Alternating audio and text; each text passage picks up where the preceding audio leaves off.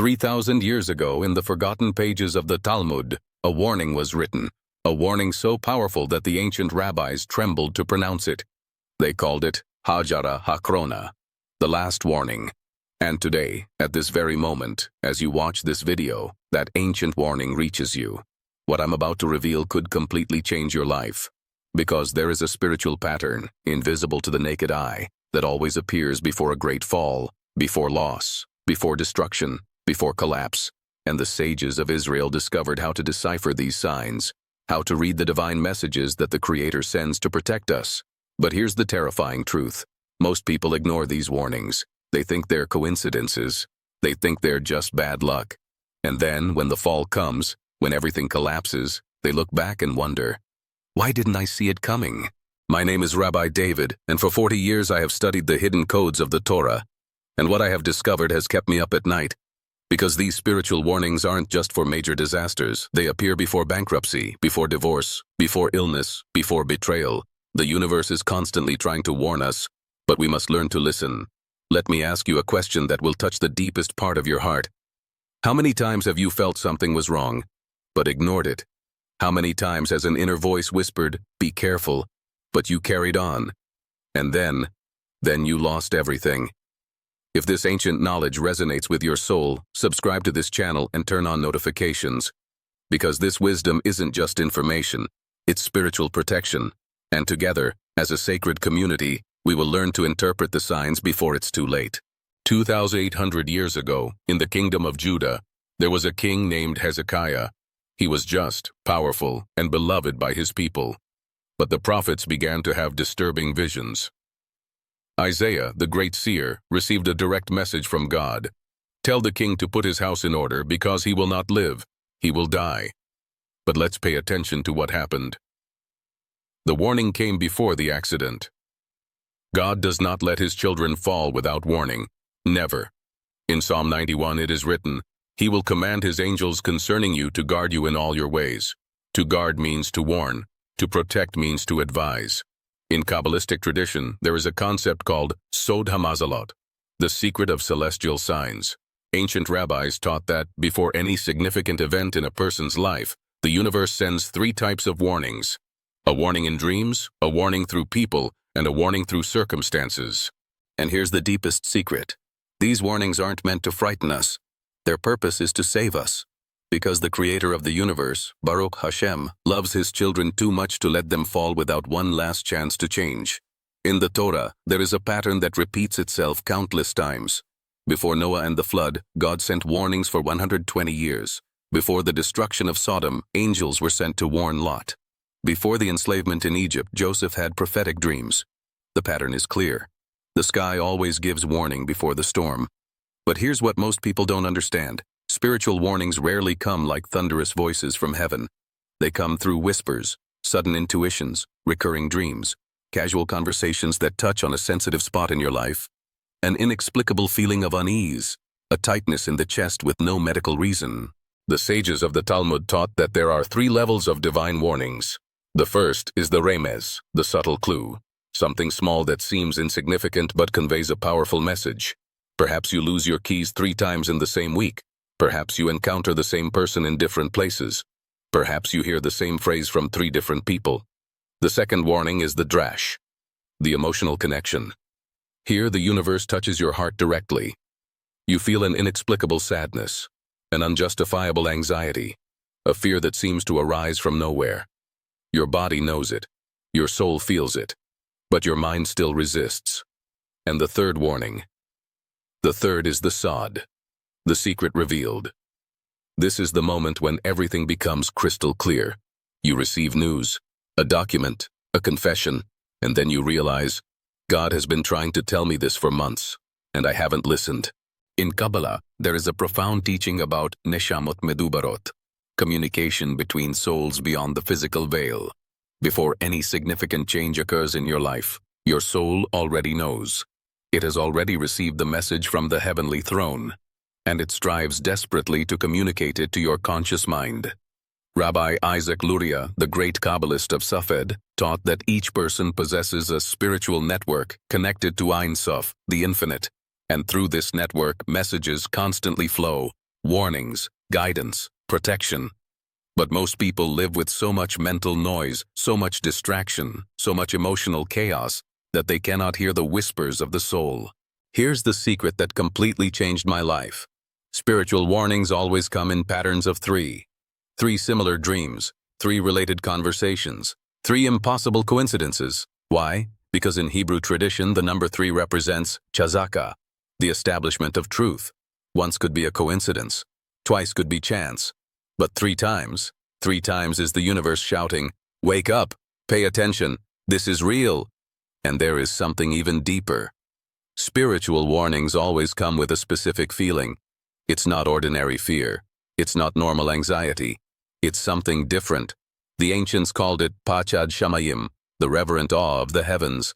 It's a sacred weight, a spiritual seriousness, as if the Creator himself were to touch your shoulder and say, "My son, my daughter, listen carefully. What I'm about to show you will save your life." Now let me reveal something that will completely transform your understanding of the spiritual life. Many people think that God sends warnings to punish us, but that is completely wrong. God sends warnings because He wants to promote us. Think about it. If you're walking down a path that leads to a cliff and someone who loves you deeply shouts, "Stop, danger ahead," is that love or cruelty? Protection or punishment? Of course it's pure love. In the Zohar, the sacred book of Kabbalah, it is written, "Before the Holy One, blessed be He, brings judgment upon the world. He sends messengers of mercy." This means that every warning is, in fact, mercy in disguise. It is God saying, "I have better plans for you, but first you must turn away from this destructive path." And here's the most beautiful part. When you finally heed the warning and change course, the entire universe conspires in your favor. Doors that were closed open. People you needed to meet appear. Opportunities that seemed impossible materialize. Why? Because you aligned yourself with your divine destiny. You said yes to the celestial plan. So how do you recognize a genuine spiritual warning? How do you differentiate between paranoia and divine protection? Let me give you 4 clear signs. First, the warning comes unexpectedly. You're not obsessed. You're not looking for signs everywhere. But suddenly, without forcing it, without seeking it, the message arrives, like an unexpected gift. Second, the warning touches on something you already felt deeply. It's not a completely new idea. It's as if someone is confirming what your soul already knew but your mind denied.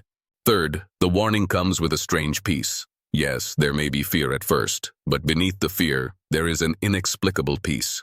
As if you were finally being honest with yourself for the first time in a long time. Room. The warning comes in a moment of silence and clarity. God rarely speaks in the midst of chaos. He waits for the moment when you are calm, receptive, and open. Perhaps in the middle of the night, perhaps during a solitary walk, perhaps in heartfelt prayer.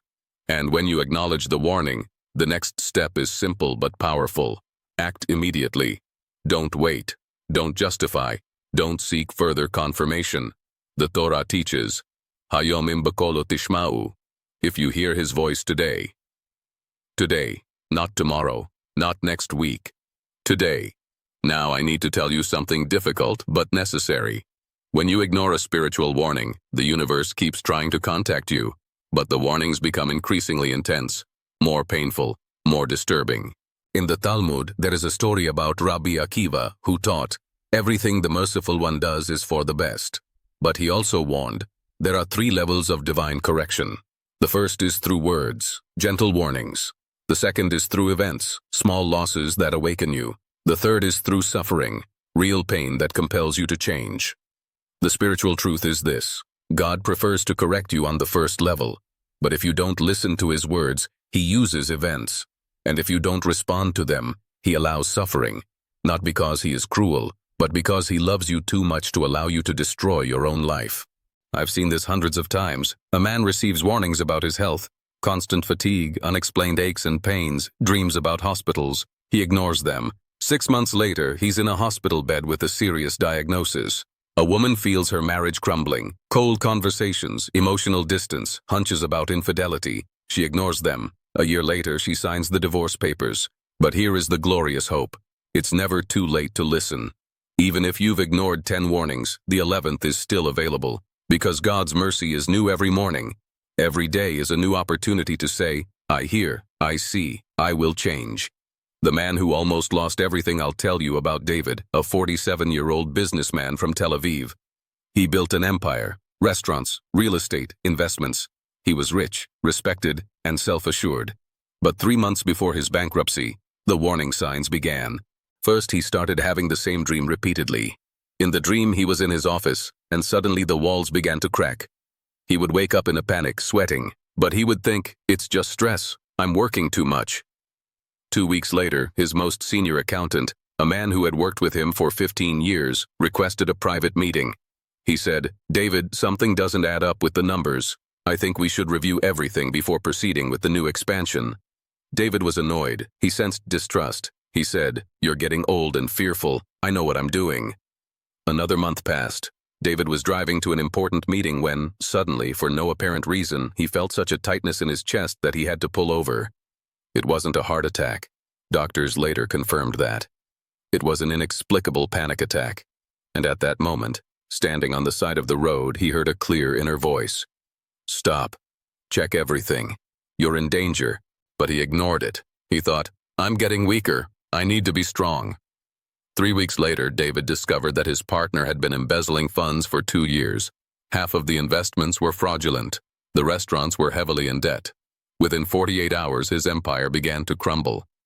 But here's the miraculous part. As David sat in his empty office, tears welling in his eyes, he remembered the warnings. All of them. The dream, the accountant, the panic attack. And he whispered, God, you were trying to save me, and I didn't listen. In that moment of broken humility, something changed. David began to rebuild, but this time with prayer, with attention to the signs, with spiritual humility. 2 years later, he had everything back. But now he was different. He knew how to listen. He knew how to see. And he never again ignored a divine warning. The woman who saved his marriage. Sarah was 34 when she began to feel that something was wrong in her marriage. Her husband, Michael, was distant. He worked late. He avoided deep conversations. But when she tried to talk about it, he told her that everything was fine, that it was just work. The warnings began subtly. Sarah started waking up at 3 a.m., always at the same time, with an inexplicable anxiety. She checked her husband's phone while he slept, something she had never done before. She found nothing, but the feeling persisted. Then a friend she hadn't seen in years called her out of the blue and said, Sarah, I know this might sound strange, but I woke up thinking about you today. I felt I had to call and tell you, protect your marriage, pray for it, fight for it. Sarah was confused. Why would her friend say that? 2 weeks later, Sarah was cleaning Michael's car and found a receipt from an expensive restaurant, the same day he said he'd worked late at the office. Her heart stopped. She confronted Michael and he admitted. It wasn't physical infidelity, but emotional. He was getting close to a coworker. Long conversations, frequent lunches, a dangerous connection. But instead of exploding in anger, Sarah remembered the warnings, the sleepless nights, the call from her friend, the persistent intuition, and she realized God wasn't showing her this to destroy her marriage. He was showing it to save it. Sarah and Michael sought help. Therapy, spiritual counseling, they prayed together. It was painful, it was difficult, but they fought, and a year later, they were closer than ever. Michael wept in Sarah's arms and said, if you hadn't paid attention to the signs, if you had ignored them, it would have destroyed our family. Today, 6 years later, Sarah teaches other women about spiritual warnings. She says, God saved me from a painful divorce, not by ignoring the problem, but by waking me up in time to fight for a solution. The family that escaped the tragedy, Jacob and Rachel, had 3 young children. They lived in a beautiful house in a quiet neighborhood. But for 3 consecutive months, their oldest son, just 7 years old, began having nightmares about fire. He would wake up screaming, Fire! Fire! The house is burning down! Rachel became worried and took the boy to a psychologist. The professional told her it was normal. Children have irrational fears, but the dreams continued. Later, Jacob's brother visited the house and, as he was leaving, said something odd. Have you checked the electrical wiring in this house lately? I smelled something strange in the basement. Jacob laughed. The house is only 10 years old. Everything's fine. The following week, Rachel was praying before bed when she felt an inexplicable weight. She couldn't shake the feeling that they needed to check something in the house. She pressed Jacob about it. He resisted but finally agreed. They called a professional electrician, and what he discovered shocked them. There was a serious short circuit in the basement wiring. It was progressively overheating. The electrician said gravely, "You're lucky I'm here today. In 2 weeks, maybe less, this could cause a devastating fire." At night, when everyone's asleep, Rachel and Jacob remained silent. Their son's dreams, their brother's comment, the intuition during prayer, it was all a warning. Heaven was protecting their family. That night, after the children had fallen asleep, Rachel and Jacob knelt together and wept. They thanked God for His mercy, for His care, for His warnings that had saved their children's lives. Today, that family has a ritual. Every Friday night, during Shabbat dinner, they offer a special prayer of gratitude for the silent warnings God sends, and they teach their children, always pay attention when heaven whispers, because those whispers can save your life. What if I'm just being paranoid? What if it's all in my head? This is an important and fair question. The difference between paranoia and spiritual guidance is clear. Paranoia paralyzes you with irrational fear. Spiritual guidance mobilizes you with wise actions. Paranoia says, everything is against you, trust no one, be afraid of everything. Spiritual guidance says, there is something specific that requires your attention. Be wise, take specific action. Paranoia distances you from God. Spiritual warnings draw you closer to Him. If you feel fear and your first reaction is to pray, seek wisdom, or ask for advice, that's a genuine warning. If you feel fear and your reaction is to isolate yourself, panic, or imagine unfounded catastrophes, that could be paranoia. And here's the secret. When you sincerely present your concern to God and say, "Lord, is this real or am I just thinking it?" He always answers. It may be with a reassuring peace. It may be with sudden clarity. But He answers. What if I've ignored so many warnings that now it's too late? Let me tell you something that will give you hope. In Jewish tradition, there is a concept called teshuvah, return. And the most beautiful teaching about teshuvah is this: no matter how far you've come, you can always come back. The prophet Joel wrote, "Even so, even now, declares the Lord, return to me with all your heart." Even now. These words are eternal. You may have ignored 100 warnings, but the 101st warning still stands. Because God's mercy knows no bounds. His patience is endless. His love never abandons you. And here's something even deeper. Sometimes the very pain you feel now for ignoring previous warnings is the next warning. God even uses our consequences to redirect us. Genuine repentance opens doors that seemed closed forever. So no, it's never too late. As long as you breathe, as long as your heart beats, as long as you read these words, there is still time. There is still hope. There is still mercy.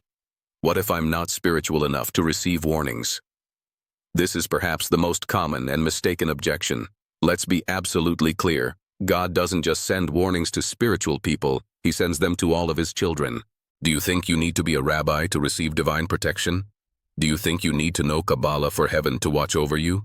Do you think you need to be perfect for God to warn you of danger? No, 1,000 times no. A father warns both the obedient and the rebellious son when danger is approaching. In fact, the son who most needs warnings is precisely the one who is furthest away, most lost, most in danger. In the Torah, God sent warnings to the Pharaoh of Egypt, a man who didn't even believe in the God of Israel. He sent warnings to Balaam, a pagan prophet. He sent warnings to Nineveh, an entire city of non-Jews. So, if you think you're not spiritual enough, let me tell you, you don't need to be perfect to be loved.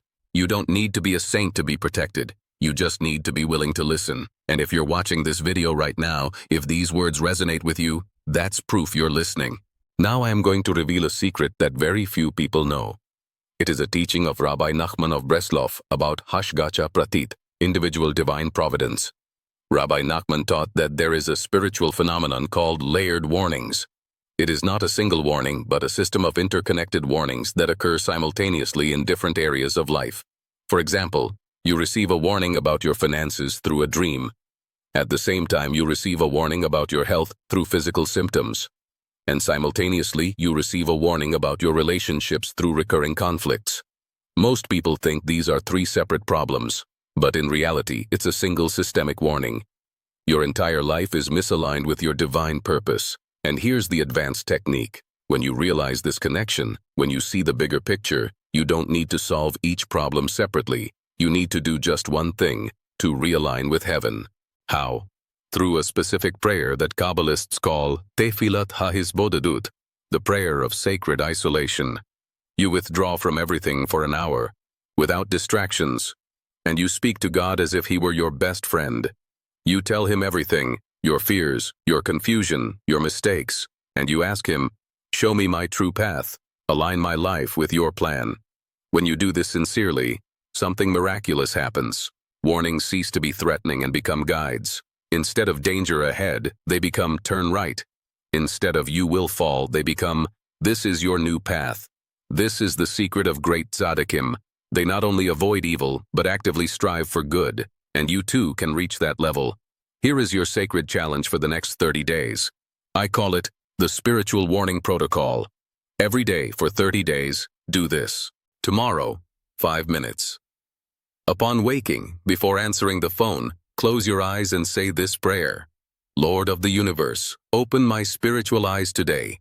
If there is something I need to see, show it to me. If there is something I need to hear, let me hear it. Protect me from ignoring your warnings. Late, 10 minutes.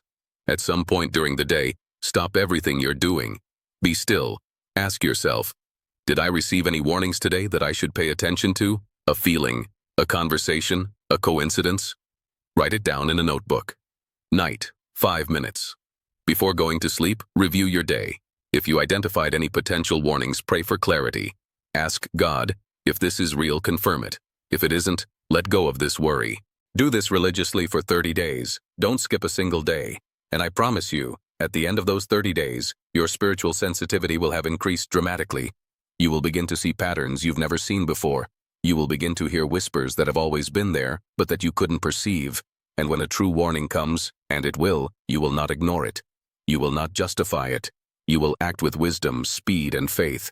My dear son, my dear daughter, may the Eternal One, blessed be His name, open the eyes of your soul so that you may see beyond the veil of the physical. May He grant you the wisdom of Solomon to discern between the trivial and the crucial. May He enfold you in His protective mantle, sending angels before and behind you. May every warning you receive be received with gratitude, not fear. For every warning is a love letter from the Creator of the universe saying, I see you, I know you, I love you too much to let you fall. May your home be blessed. May your children grow in wisdom. May your finances prosper. May your health be restored. May your relationships heal. And may you never again ignore the sweet voice of heaven that whispers, this is the way. Walk in it. May the light of the Shekinah shine upon you and your family. May Shabbat bring peace to your soul. And may you always remember, you are not alone. You have never been alone. And you will never be alone. The Lord bless you and keep you. The Lord make His face shine on you and be gracious to you. The Lord turn His face toward you and give you peace. Shalom. Shalom. Shalom.